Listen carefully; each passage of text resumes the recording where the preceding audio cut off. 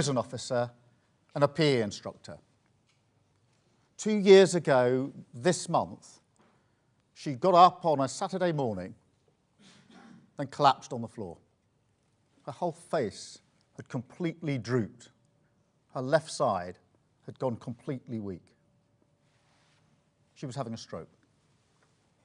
She was found by her son, rushed to hospital, where the doctors used artificial intelligence to help pinpoint the exact location of the blood clot. They successfully removed it. Now, as you know, with strokes, it's always a race against the clock. Too slow, and the patient may die. And every second of delay increases the risk of paralysis. But in Deb's case, with AI, the whole procedure took less than 3 minutes. It saved her life. I spoke to her this morning, and she's always been really clear about this. She said if that blood clot hadn't been removed, she wouldn't be here right now. I wouldn't have spoken to her this morning. That's the power of AI in action. And I've seen a version of this in Coventry, in the hospital there. They showed me how this works with strokes, finding the clot. They've got a big screen with the brain pulsating. And it's really complicated. You've got to get the right point straight away as quickly as you can. It's revolutionary in terms of stroke care. And what that shows to me, Deb's story, what I saw for myself, is that AI isn't something sort of the future over the next hill. It's the present. It's already here, in Britain, changing lives. A chance to turbocharge growth, create the companies of the future, and radically improve our public services. I mean, we've known for a long time that it's pretty impressive. Never mind Luke Littler becoming the world champion at 17. We've seen computers learn Go from scratch and be the best in the world in just 3 days. Although, to be fair to Luke, I've not seen a computer throw a 180 yet. But look, for all those people, and there are lots of people who say, well, that's all very well. What is Go? How does that help me? What does it mean for my life? That story of Deb shows the point. Because AI isn't something locked away behind the walls of blue-chip companies. It's a force for change that will transform the lives of working people for the better. So if you're sitting around the kitchen table tonight, worried about the opportunities at your children's school, AI can help teachers plan lessons tailored to your children's specific needs. If you're worried about waiting times, aren't we all? AI can save hundreds of thousands of hours lost to missed appointments because it can identify those on the list most likely not to turn up and help get them the support that they need, maybe change for a more convenient appointment. It can spot potholes quicker, speed up planning applications, reduce job centre form filling, help in the fight against tax avoidance, and almost halve the time that social workers spend on paperwork. Incredible. And yes, there will be teething problems. Of course there will. But we can't lose sight of the vast potential here. I mean, look at DeepMind, which we are all familiar with. That's already transformed our entire understanding of biology. The idea of personalized medicine, tailored to your DNA, the hope of treating diseases that we once feared incurable, the ability to predict and prevent illness long before it strikes. Think of the lives that will save. Think about the impact on your life. Think about all the doctors and the nurses who will have much more time for the personal touch, the connection, the service that people really value. And in a way, that's the irony of AI. It will make public services more human, reconnect staff with the reasons that they came to public service in the first place, a force that will turbocharge every single element of our plan for change, the defining opportunity of our generation. Now, I do understand that change on this scale and at this speed can be worrying, particularly when experts warn about safety risks. And that's why the last government was right to establish the world's leading AI Safety Institute. And we will build on that. Indeed, later this month, the UK will lead the first ever global AI safety test, working alongside our international partners. So be in absolutely no doubt, we will make sure that this technology is safe. But I don't think that's the limit of what the state should do. And that's where I disagree with the last government. We shouldn't just focus on safety and leave the rest to the market. Government has a responsibility to make it work for working people. And the opportunities of this technology, they're not just going to somehow fall into our lap. This is the global race of our lives. Now, some countries are going to make AI breakthroughs and export them. Others will end up buying those breakthroughs and importing them. The question is, which of those will Britain be? AI maker or AI taker? And right now, you know this, the investors, the entrepreneurs, the researchers who will make those breakthroughs, they're looking around the world. They're choosing where to make their home. Trillions of pounds worth of investment at stake. The battle for the jobs of tomorrow is happening today. And we want data centres, employing hundreds of people in the northeast, technology hubs, using the talents of researchers in the northwest, world-leading robotics in the southwest.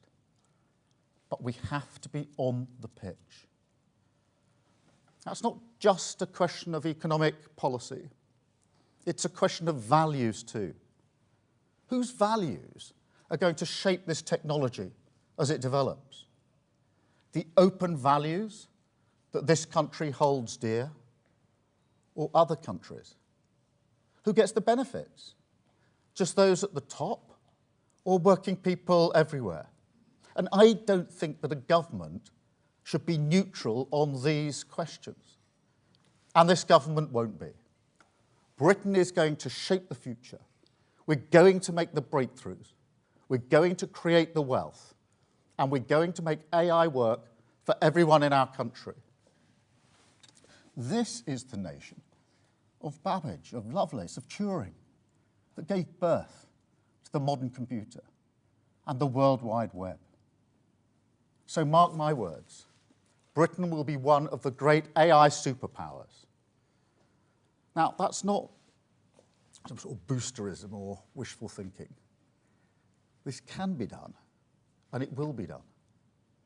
There's a reason why OpenAI, Anthropic, and Scale chose London as their international office. And there's a reason Mistral AI, one of the champions of open source, have just announced a UK office too.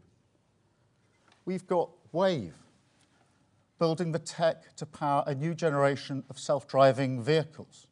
Synthesia, leading the world in AI-powered video. Blackstone, building Europe's largest data centre in Northumberland. We're number one in Europe for AI investment. We've already attracted more than £25 billion, and that's just in the time that this government has been in office.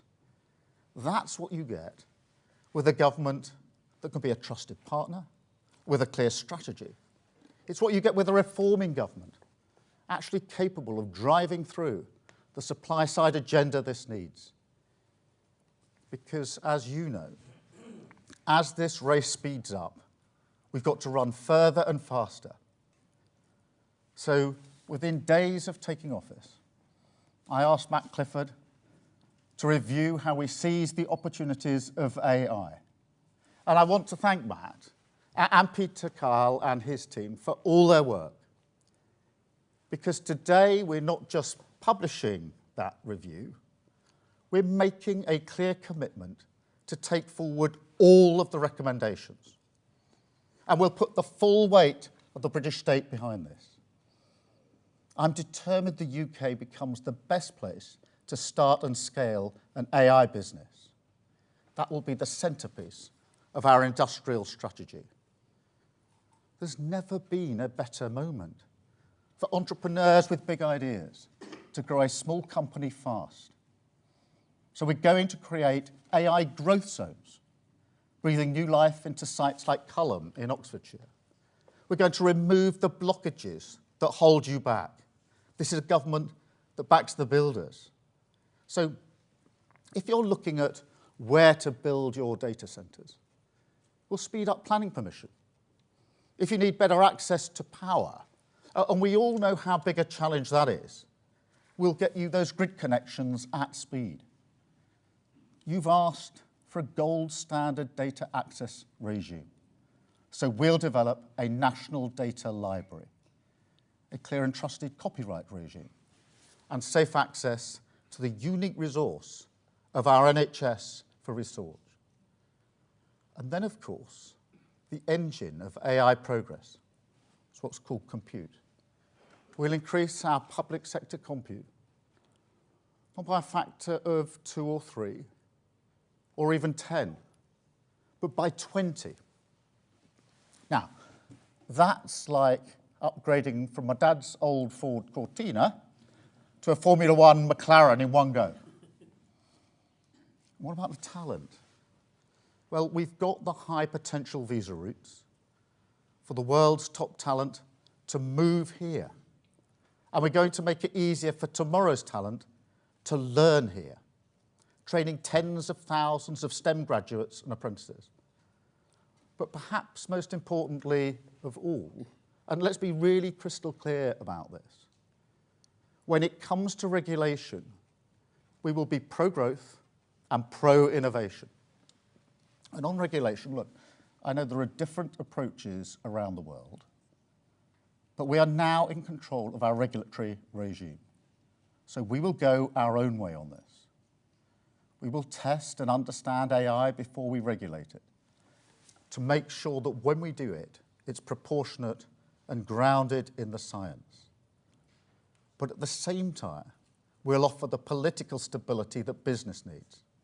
And of course, our British values, centuries-long heritage rooted in democracy and the rule of law. Put simply, our message to those at the frontier of AI capabilities is this: we want to be the best state partner for you anywhere in the world. That's the measure of our ambition. And to help us achieve that, we're not just accepting Matt's recommendations.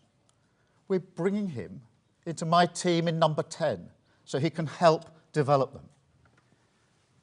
And as well as Matt, I'm delighted that the inspiring Nobel Prize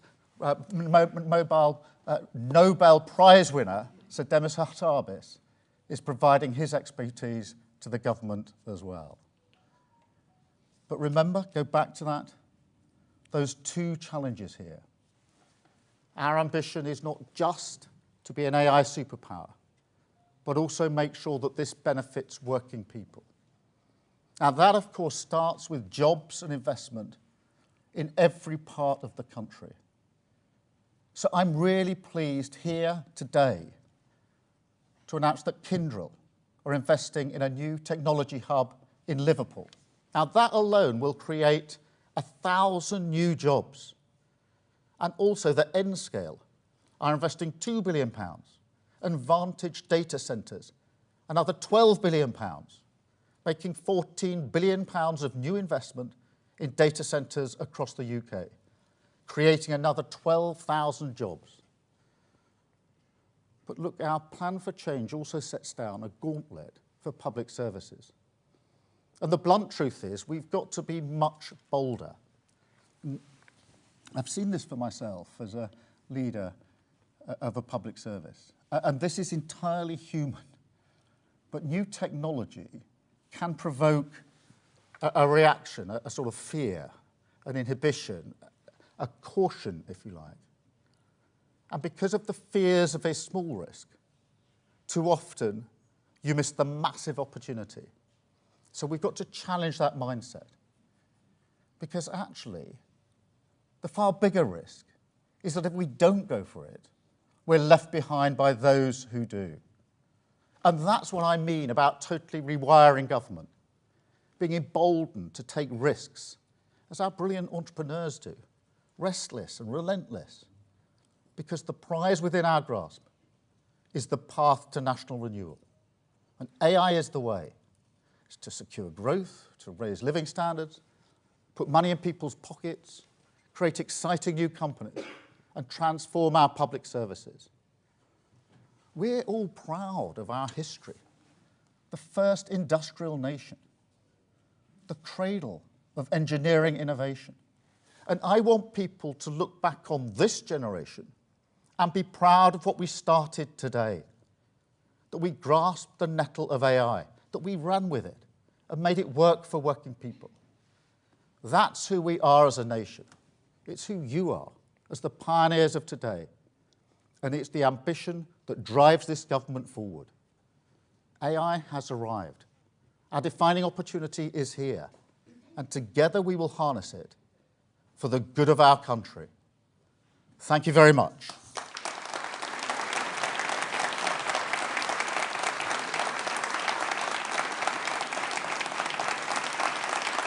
Thank you.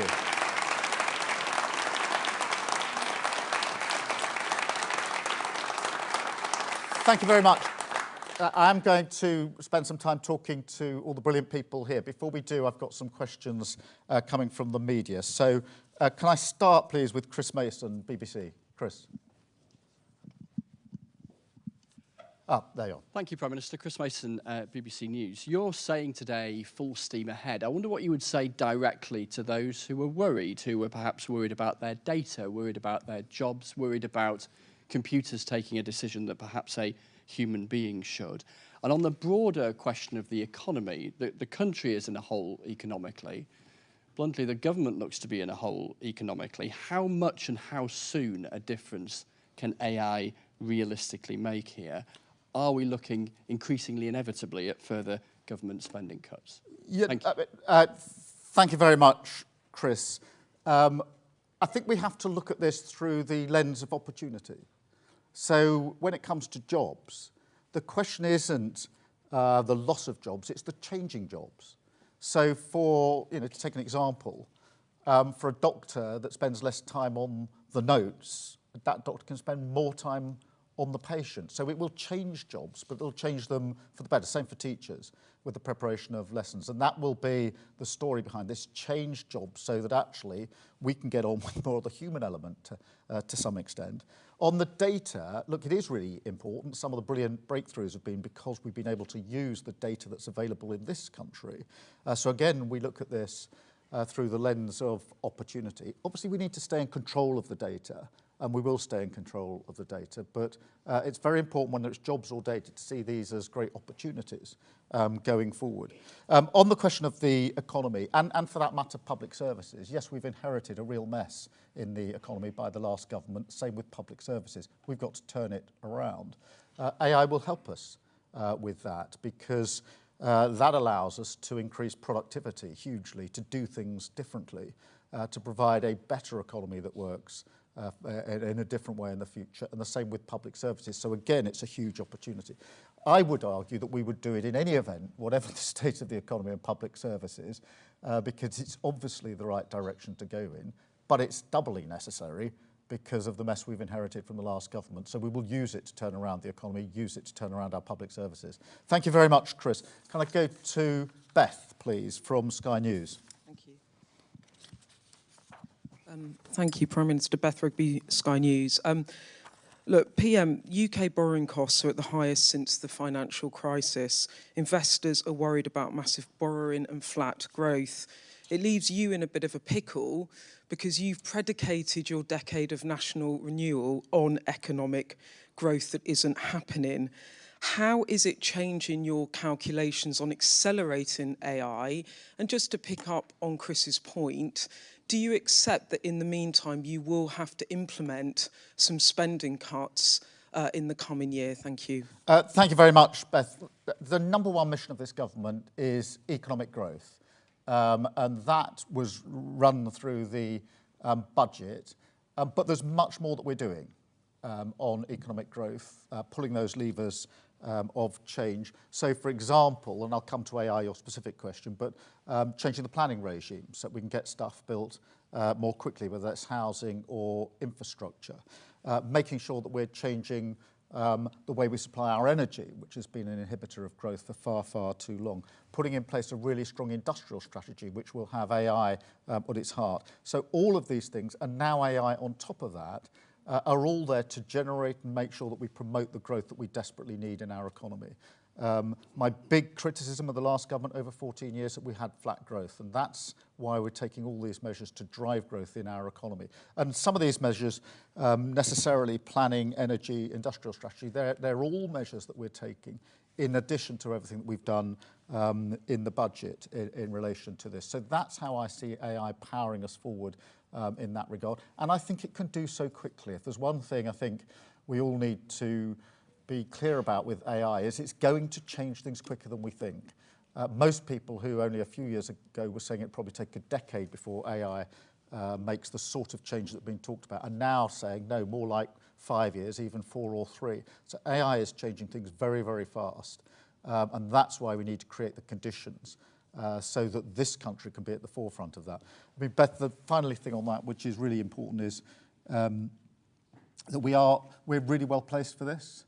We're already in the top 3 or 4 in the world when it comes to AI. So this isn't a race where all countries of the world are sort of starting on the same line today. We're already well ahead in relation to that. So that's the way in which I see this, helping us with the essential focus on growing the economy. Thank you.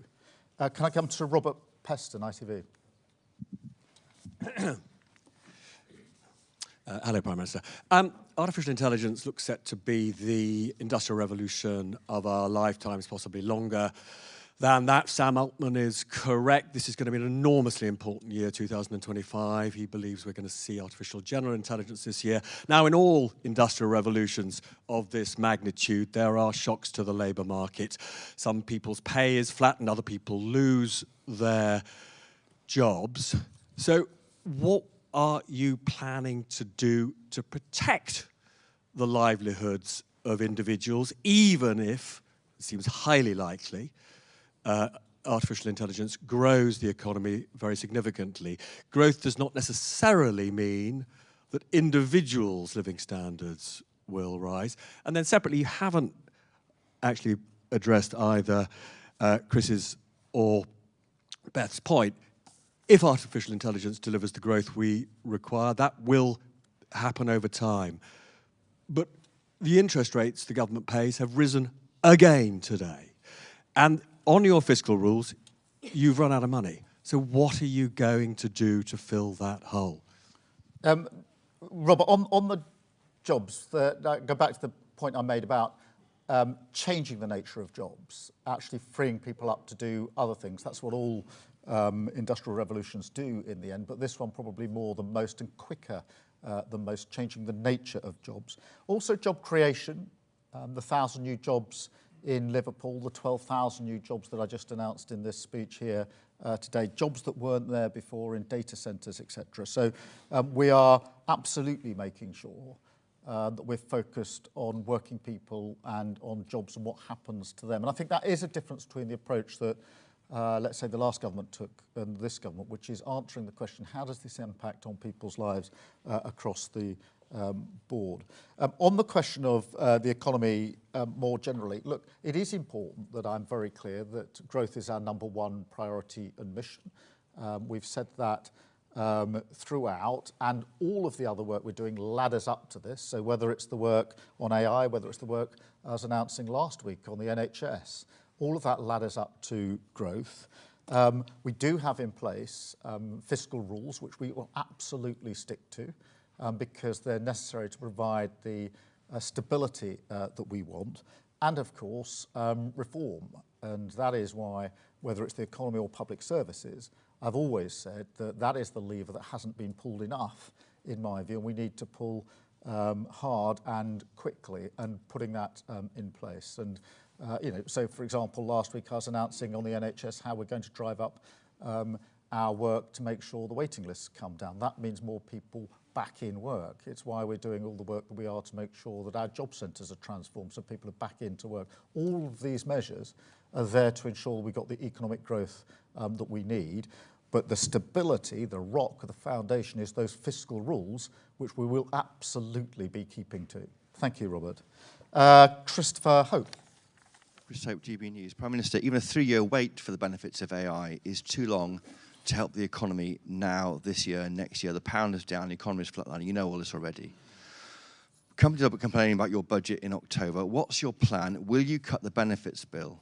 And yes or no, will Rachel Reeves be your Chancellor at the next general election? Chris, look, I'll be really clear. We're going to stick to the fiscal rules. That is a very important thing that we've said throughout. We set out those fiscal rules very early on in the day because we knew that the missing ingredient in recent years has been economic stability. We're determined to bring about that economic stability, and that's why the fiscal rules are absolutely central to what we do. The changes we're bringing about, whether it's industrial strategy, planning, energy, etc., all of these are designed to ensure that we get the growth that we need, AI as well, and the reform that we're doing as well. And that is why I'm confident in our mission for growth, and I'm confident, completely confident in my team. We never pretended, nor would anybody sensibly argue, that after 14 years of failure, you can turn around our economy and our public services before Christmas. Before the election, I said it's not going to be possible to do this in 6 months. It's going to take time. The question is, are you creating the conditions? Do you have the determination? And are you pulling the right levers for growth? And we are doing all of those, underpinned by our fiscal rules. Thank you very much, Chris. Gary from Channel 4. Thank you, Prime Minister. Public sector reform won't deliver the sort of benefits that you're looking for fast. Neither will AI. That could take 10 years, a lot of people think, to actually deliver on the investments you hope to put in. So if you're absolutely sticking to the fiscal rules, that means you're coming back for spending cuts, doesn't it?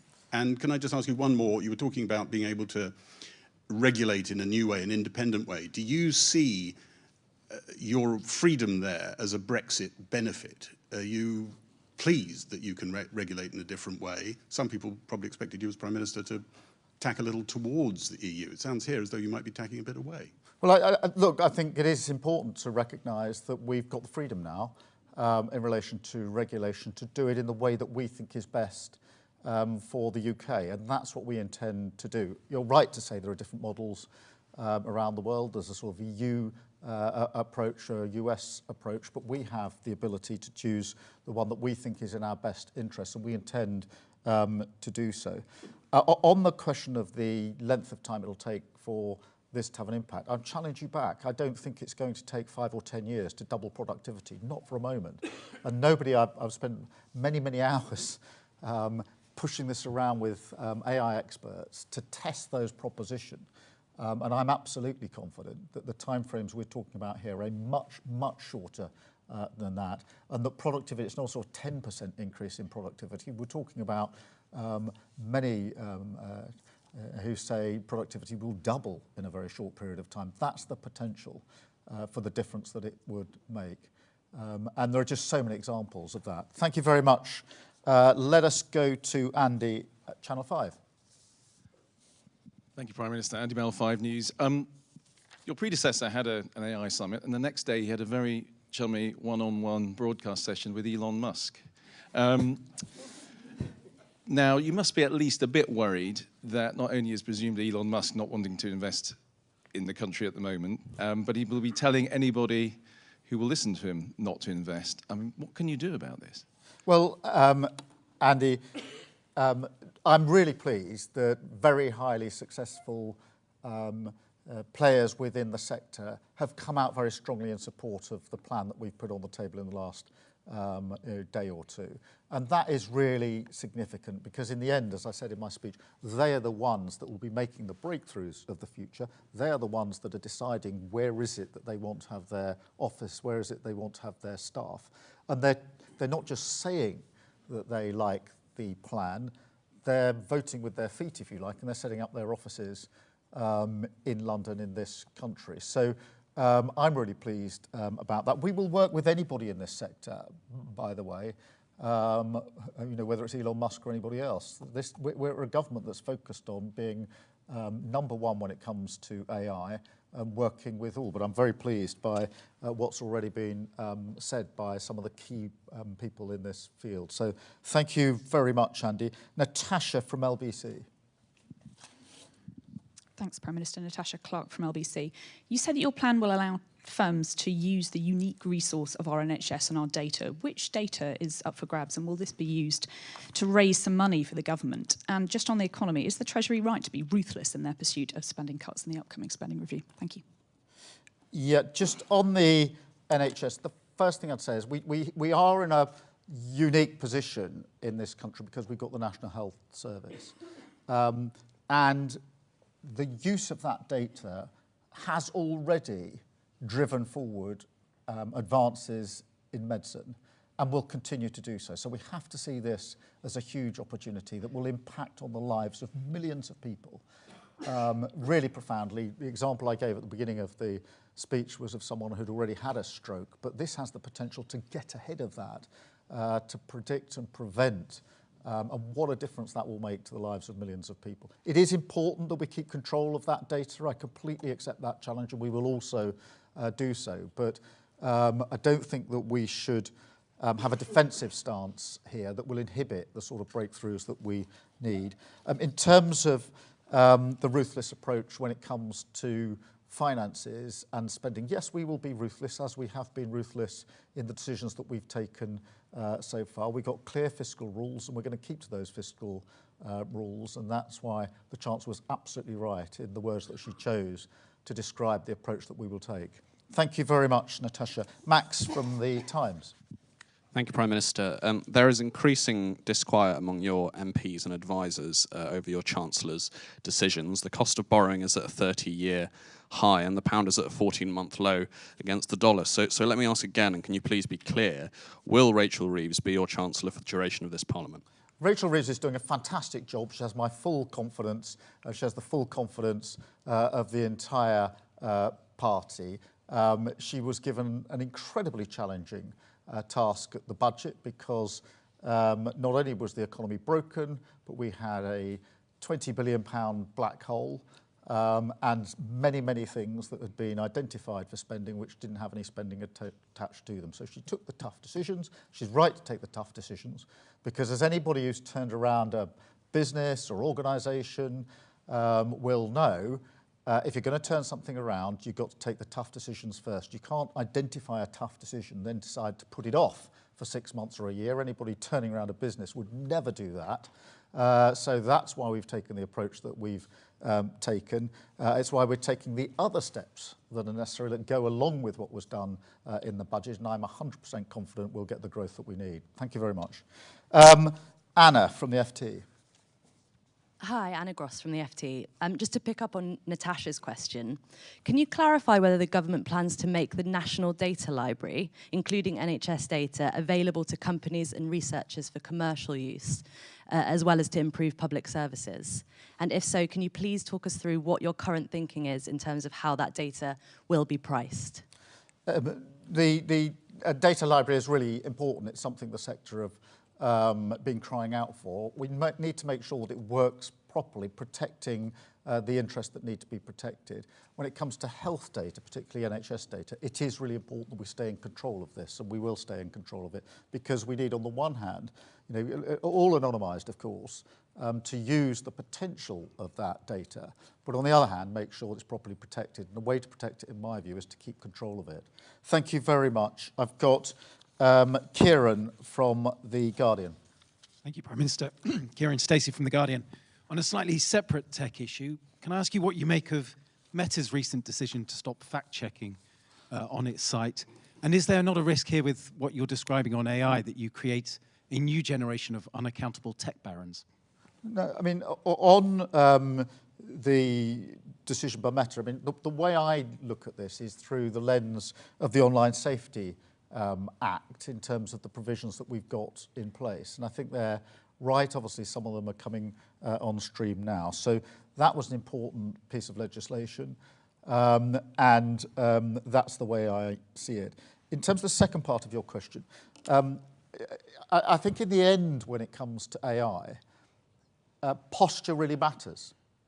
And there are a number of postures, but the two obvious ones are those that are defensive and inhibited and cautious about AI and think that it should be regulated, and that's the only thing that the government needs to do.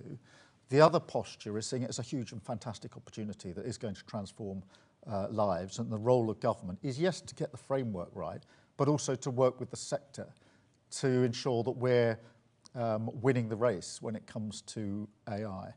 I'm in the second group. I think it's a fantastic opportunity. I think it's going to be a game changer, a revolution that is going to be quicker than some of the revolutions we've seen in the past, and it's going to reach right into the lives of people up and down the country, and reach into those lives for better. If when you think about teaching, tailoring the lessons for the children who are actually going to be taught, what a fantastic thing to be able to do. When you look at the ability within health to prevent and predict what is going to happen, what a fantastic thing to do. When it comes to increasing the productivity of all sectors, this is going to be a game changer. When it comes to running the government, this is going to be a game changer, because one of the things I've said to all of my team is, I don't want AI, I don't want your plans just to be about the product at the end of the exercise, the public service that we are delivering, although I do want it in that space. I want it to change the way the government works. I want the government to be championing AI and using AI, and that's why we're going to put so much weight behind this. Thank you all very much indeed. Thank you for being here.